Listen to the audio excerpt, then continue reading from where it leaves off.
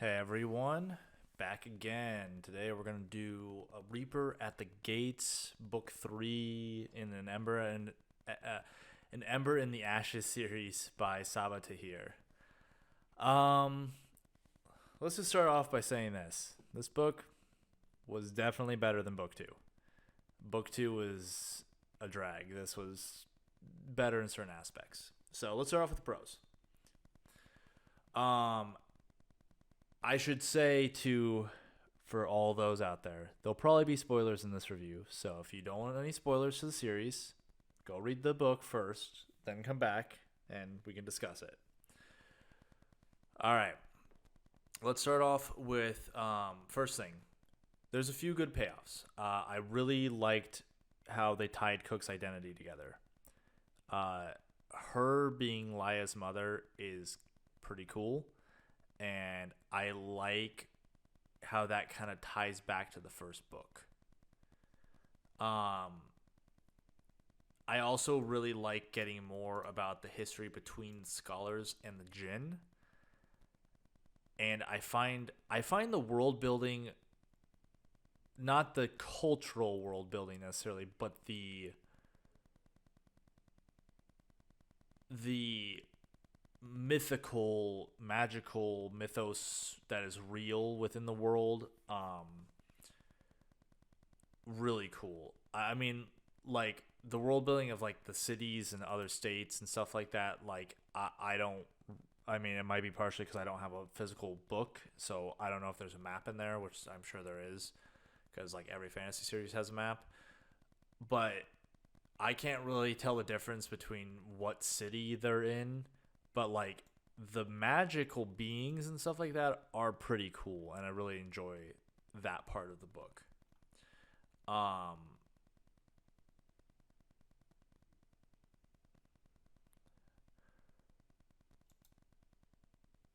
I finished the series now, so I'm not gonna.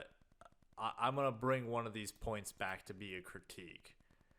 Um, so let's go on to Marcus's death. Um, I found it semi satisfying. This is kind of like a pro and a critique at the same time. Um, he was definitely a character that I was like, yes, he's finally out of the picture. I think it's good that he was held onto for so long because it makes him more of that villain and like, oh, thank God he's out of the way now.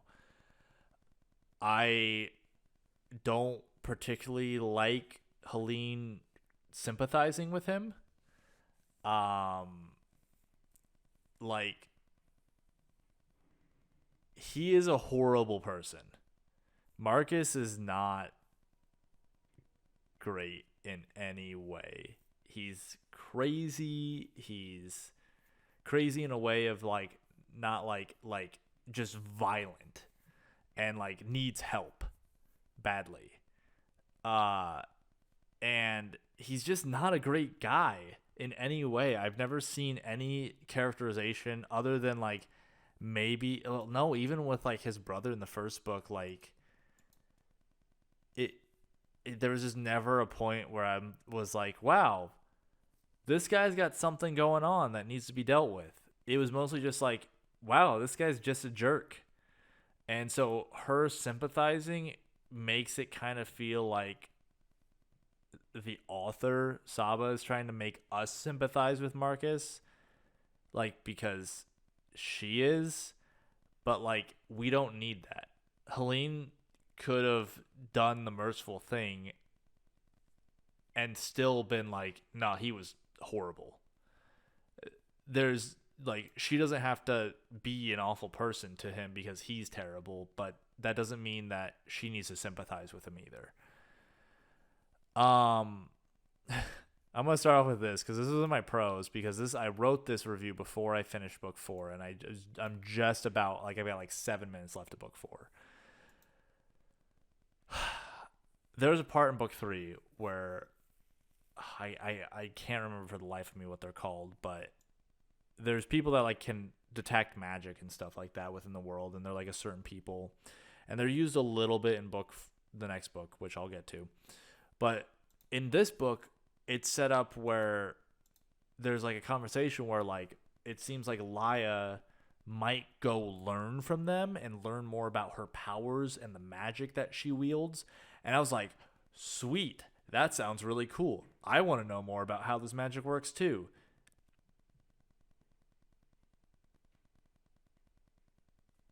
Yeah, that does not happen.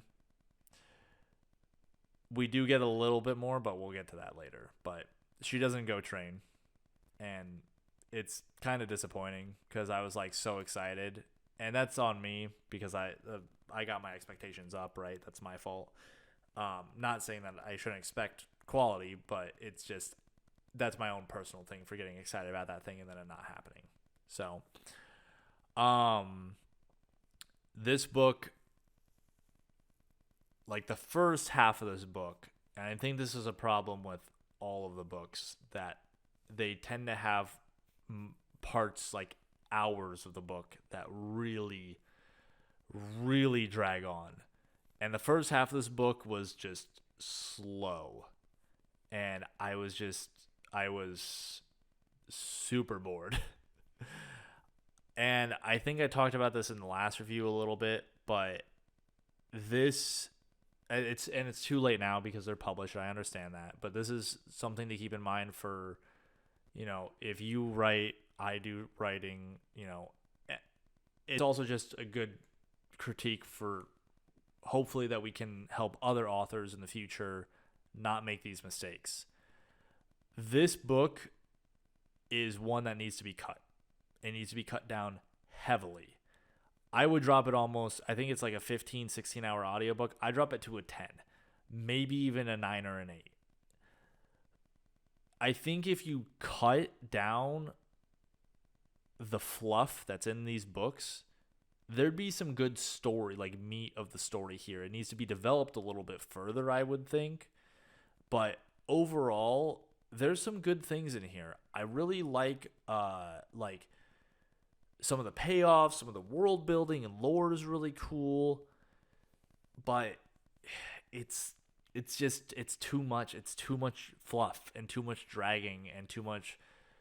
Oh, are we going to do this or are we going to do that? What are we going to do? Oh, no. And this isn't Sabaa's fault by any means. This is a thing very common, I find, in books, where it's like,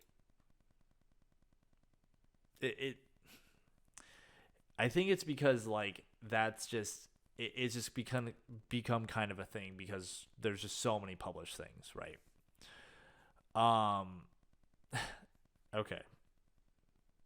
This one I can't at all. I'm just like, okay, this is not okay. There is literally no excuse to not kill the Commandant.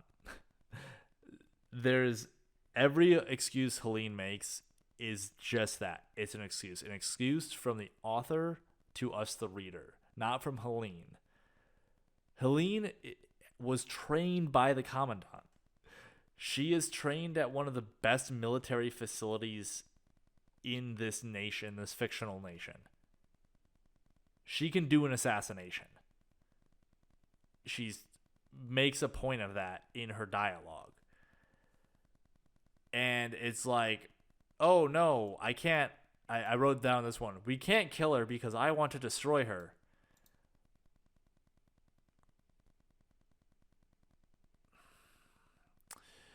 That's not an excuse. And as a tactician, that's terrible planning, especially when she's going around and poisoning people and killing off people. Like, she is basically your primary enemy and a huge threat, as seen in this book when she betrays them. Surprise, she betrays them. Wow, no one could have seen that coming, except every character in the book. Like, so what? You take a minor reputation hit. The damage she does because she's not taken out is far greater than if they since they're leaving her alive. And I feel like if we're going to talk about it as a moral argument, I get that. Like, the moral argument could have been made, but that was not made in this book. It was not made that because it doesn't make sense for these characters anyway, because this is what they've been trained to do. This is their culture, their lives that they've worked towards for so long. But even so, I could have seen some of the moral argument if like it would have been done well. It's really not. Like, it's it's basically Helene the entire book playing defense against the Commandant, and it kind of makes her a passive character, and I don't particularly care for that. So the series has good things going for it. It's very difficult for me to find a book that doesn't have anything going for it. Most books have something that are going well. If they didn't, they wouldn't be published. That being said, there's a ton of slow parts. And a lot of this book does have a lot of tropes in it. There are some good like plays on those tropes. I don't particularly like just Rome being Rome. Like, you can take pieces of Rome and build your own culture with it, with other cultures that exist, and that makes it more interesting, but everyone uses Rome. So overall, I'm gonna finish the series because, well, I've already basically finished the series at the making of this review, and that's just because when I start something, I tend to have to almost finish it. There's very few things that I can put down. It has to be relatively difficult for me to get through to the point of like, I don't know if I can finish this, but this book is not that. I would not say this book is great. I would not say this book series is completely awful. There are some things that are good if you like fantasy romance, maybe, but it's not one of my recommended. It's not going to be one of my recommended books ever, I don't think.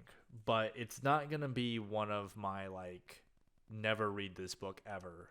I actually, I got to say, that's really difficult for me. Like, if someone comes to me and says, "Hey, Writing Gent, I really like this book." And like, even if I don't like it, like, it's very hard for me to be like, "No, like, this book is completely terrible. There's nothing going for it," cuz that's almost impossible. But it's just, I see this a lot, so I'm just like a little like, gosh, why do I do this to myself? So I think that'll be it for this one, guys. I'm hoping you're enjoying these. I'd really appreciate it if you hit the like button down below. Subscribing always helps the channel, and I really appreciate it. And of course, as always, you can agree, disagree with me, whatever. Comment down below. Let's talk about it. I try to get to all your comments, and I do really appreciate them. And I love being challenged. So I'm never mad about someone who says, "Hey, my opinion of this is completely different from yours. This is what I think." Go for it. It's always good to to push back and have a discussion rather than to have your opinion set in stone. So, all right. Thank you guys for watching. I appreciate it, and I'll see you next time.